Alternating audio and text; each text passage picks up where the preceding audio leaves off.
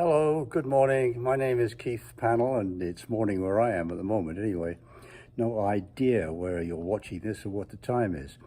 I'm a professor of chemistry at the University of Texas at El Paso, right on the far western tip of Texas.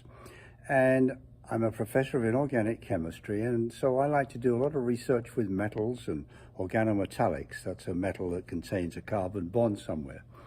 And I specialize in group 14 metals. That's tin, lead, the metalloids, silicon, germanium, and then transition metals like iron, ruthenium, molybdenum, etc.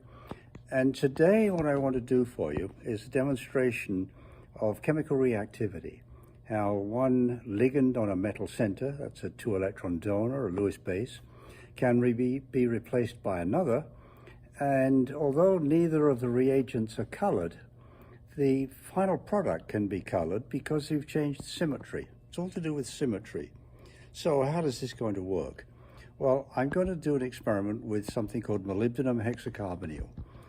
It's an octahedral structure, molybdenum in the middle, and then around the outside, it's got 6 CO groups bonded to the metal, which is in a zero oxidation state, no charge, because CO is also neutral. So MO, that's molybdenum, CO6, and it's octahedral, which means if you look at a two-dimensional map, there's a north, there's a south, there's the east and a west, but there's also the direction toward you and the direction behind the two-dimensional paper. And that means that it's an octahedral structure like that, which is CO6 around molybdenum. And what I'm going to do is show you with a very small amount of energy what's going to happen. And to do that, I'm going to take advantage of one particularly useful property, if you like, or characteristic of living in El Paso, and that is we have copious sunshine. Sun shines almost every day. Sometimes it shines a little bit too much, but that's another story. So what I'm going to do is I'm going to take this molybdenum carbonyl in a solution. Now let me show it to you before we go any further. Here it is. This is a solution of molybdenum hexacarbonyl in something called tetrahydrofuran. It's a 5-membered ring. It's rather like cyclopentane, I guess, except that cyclopentane's got 5 CH2 groups in the middle. This has got 4 CH2 groups in the circle, and, oh look, you can see me through there, so you know it's colorless. And you can also say that we've replaced 1 CH2 group by an oxygen. So it's a cyclic ether is really what it is in chemical terms. So I'm going to follow this as we do a little walking around. And you can see that I made this solution up about an hour ago, and it's still colorless. You can still see me through there. It's like a hall of mirrors. Oh, that's not bad right there. Anyway, so we're going to walk around. You'll see nothing happens until a certain stage. Now, because I'm going to go outside, I'm going to put on some sunglasses. So let's go and find out what's going to happen. I'm going out of the building. You can see that it's still totally without color. So I'm going to kick this little sensor, opens the door. We pass through the first door. We now go through the second door. And now we're in the shadow of the building outside.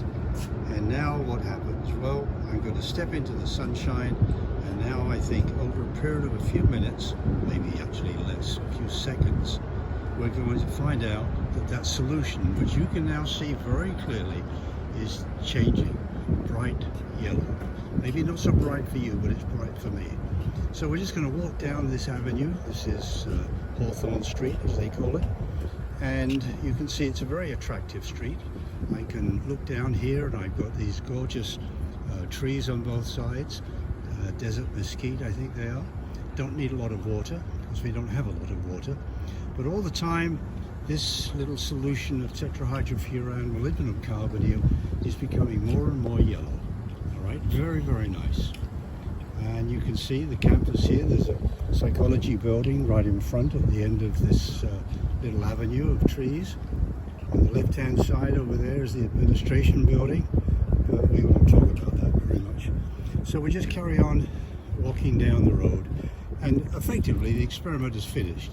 You can see unambiguously that we've got a very nice yellow solution, And that's the whole point. So what happened? Indoors, this was a colorless solution. But as soon as we stepped into the sunshine, the color changed. What does that mean? It means that there's enough energy in the sunshine to cause the reaction. And it's not thermal energy, because the thermal energy is hardly any different from inside the building to out. There's the visible region of the spectrum, there's the invisible ultraviolet radiation.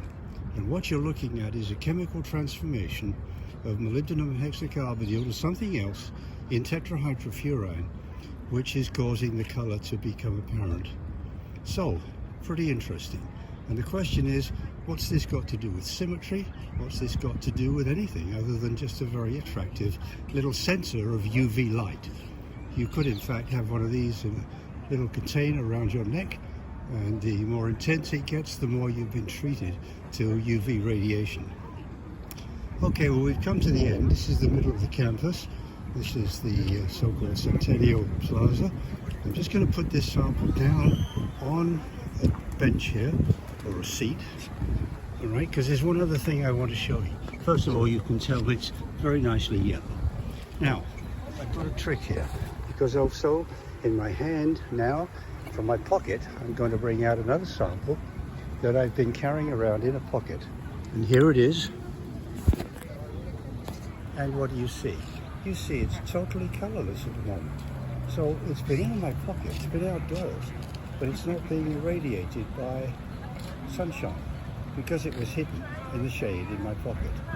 I'm going to move it now out of the shade of a tree to the shade now of the system that I'm looking at, and you'll see it's beginning to change color.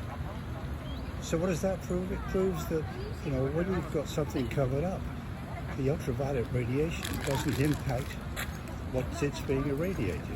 So in fact, that's why your skin doesn't change color very much over years, because you avoid as much ultraviolet as you can.